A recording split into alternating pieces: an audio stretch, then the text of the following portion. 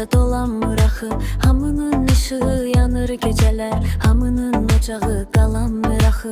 Axı kim bilir ki kimin dərdinə, axı kim şərikdir kimin dərdinə. Adamın doğması dəyir qəlbinə, könül yad sözüyle bulanmır axı. İllər yaxamızdan çəkib aparır dərdi sinəmizə, əkib aparır hər gedən bir kərpik söküb aparır. Ömür boş-boşuna talanmır axı.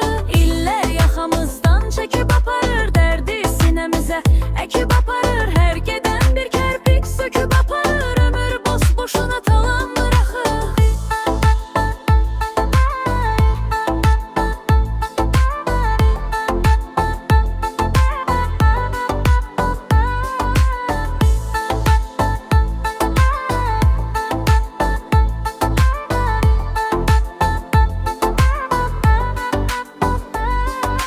Yaxşı bax, yaxşı gör, heç nə sir deyil. Hamı bir görünür, hamı bir deyil. Bunu mən demirəm, atalar deyir. Söyüddə badama calanmır axı. Razı yaz, bitməsin yazmaq həvəsin. Ağırdı öz üçün yükü hər kəsin. Bağa su gəlmirsə bağban eyləsin. Güllər göz yaşıyla sulanmır axı.